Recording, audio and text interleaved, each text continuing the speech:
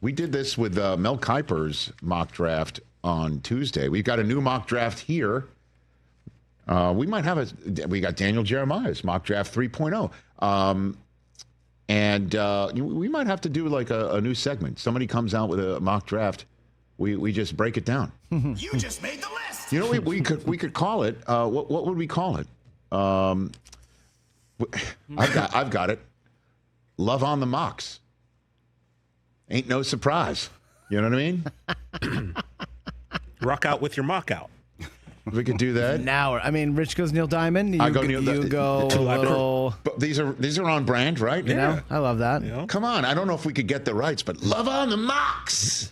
Or you could also do Mock Me Gently. Mock me Amadeus. The king That's of mock. a little weird. We could do this all day. We can. We will mock you. We will mock you. Well, that's what we can tell everybody in our business. If they do it, we will mock you. But we don't. But I don't want to make it sound like we're mocking them. We're not mocking them. We're just loving on the mocks. That's what we're doing.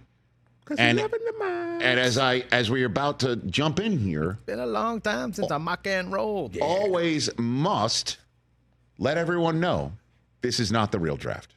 Oh, because we're loving the mocks. It's not. Please, everyone understand. Oh. I feel like Letterman saying no wagering before stupid pet tricks. All right, here we go. Daniel Jeremiah's NFL mock draft 3.0. Cam Ward, number one. Hey, he's got the same top four as Mel. Cam Ward to Tennessee, Abdul Carter to Cleveland, Shedeur Sanders to the Giants. Everybody doesn't have a first-round grade on him and thinks he's going to drop all the way out of the first round. Yeah, that's now two guys who are as plugged in as anybody else saying Shedeur doesn't get past the Giants. As it is right now. Again, Rodgers says, I'll go to the Giants. Would they still take Shedeur third overall? Doubt it. I think they go Travis Hunter if they get Aaron Rodgers. Yep.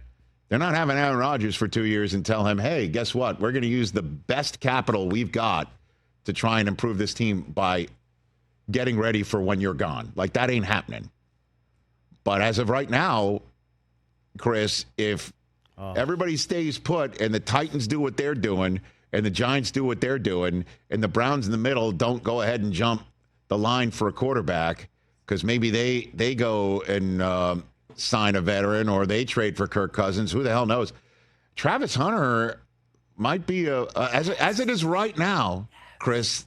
Consensus is Travis Hunter is a Patriot, which would make you and one Cooper Eisen very happy. DJ told Pat today that if that does happen, he sees a scenario in which he's primarily a wide receiver and he sprinkles in a little defense. I would be wild, man. That Vrabel's like, sure, put him on offense. Vrabel's going to say that? Put him on offense? Obviously, he's going to do whatever he's his the best. best wide out in the draft. I know, but he's also the best corner in the draft. How about that? Well, we have an all-pro corner. Or I know, so what? Get two. I know, I'm down with it. I'm down with all of it.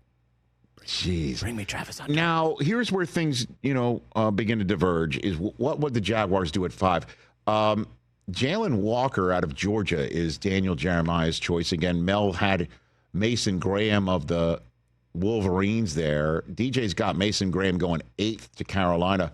But everyone appears to be lockstep, too. If Shedeur and Cam Ward are off the board, the Raiders are going to just take Ashton Genty and say, let's go to work. Wow, that's awesome. He's a perfect Raider. That'd be fun. Blue turf to silver and black. That'd be fun. Jets would go Armand Membu. What a choice to just keep building that line instead of giving a new toy and weapon on offense. Tyler Warren is a lot of folks throwing that there, but going with the top tackle in the draft, Membu out of Missouri. And last year, it was Fashion Week for the Jets. So they're just building that line, which clearly Aaron Glenn is somebody coming from Detroit.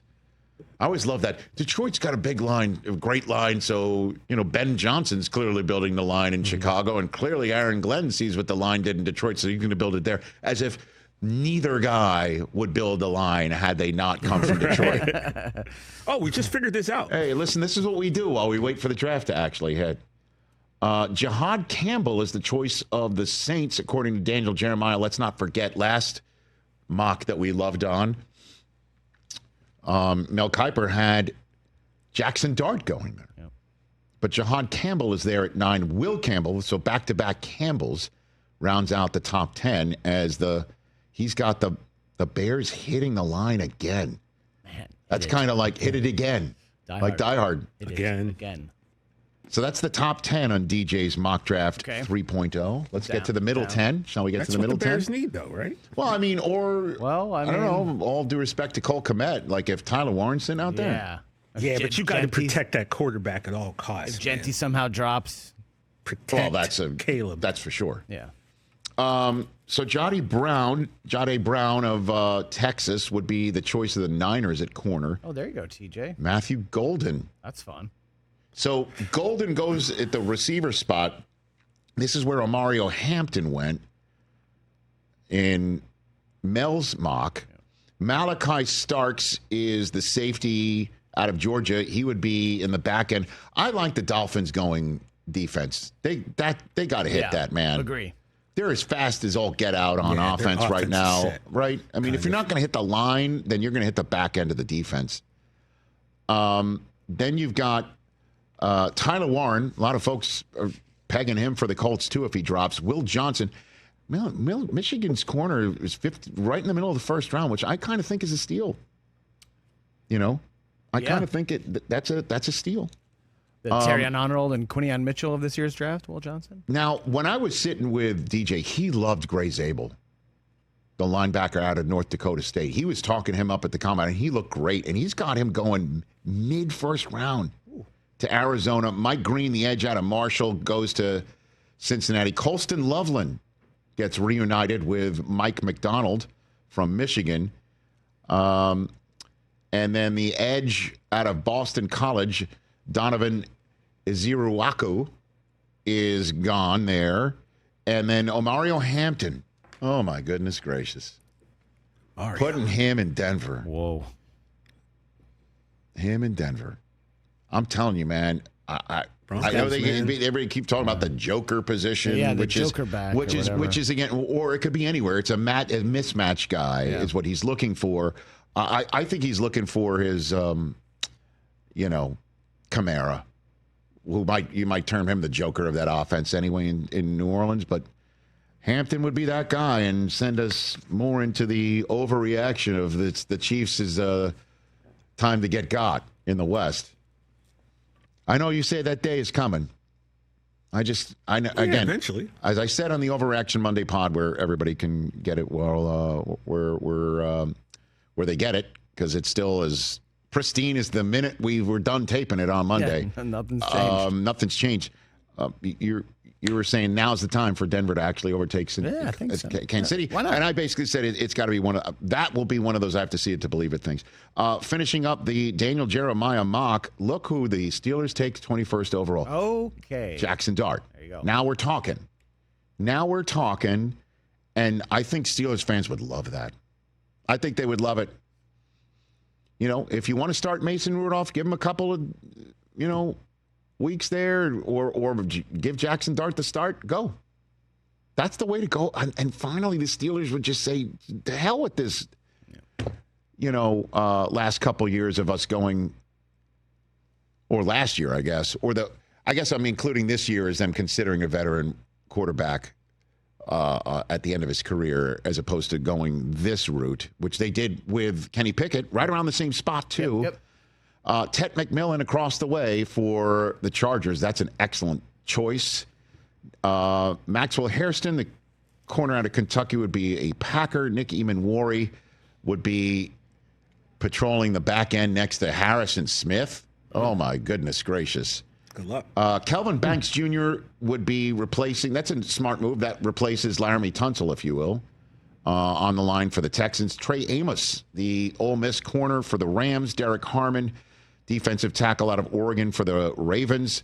Michael Williams, the edge out of Georgia for the Lions. Azaria Thomas, the corner of Florida State for the Commanders. Kenneth Grant, that's 2 in a row. That's exactly where Mel had it pegged for the Michigan defensive tackle for the Bills. Again, what a coup that would be for the Bills, 30th overall. Once again, any top tackle on the board. When the Chiefs are on the board, head on a swivel. Look for that area code to light up your phone. Going. Josh Simmons from Ohio State, and then Shamar Stewart, the edge out of Texas A&M for the Eagles, meaning only 3 quarterbacks, 2 running backs in the first round right there from Daniel Jeremiah for his mock draft. Steelers picked 20 in 2022, so yeah, 1 spot lower. It's the same thing. Again, I think it's time for them to do that. Certainly if Rodgers is just going to be chilling out and they go into the draft week and they're still not knowing about Rodgers. Yep. So, Daniel Jeremiah, thanks for listen, this is what we do on shows like this one, which is take somebody else's content and then make content of our own. Who's tomorrow? Let's see. Who's I coming, don't know. Who's coming out just tonight? let me know. Let's go. You're more into the mocks than I am. I do. Let me know mocks. who it is, and then if it's somebody that we feel is love on the mocks worthy. I'm going to keep saying it over and over again until you guys come up with another alternative. We gave you like 50. I was going to say we just said a bunch. Okay. Let's see. Song. Let's workshop it. Let's workshop it.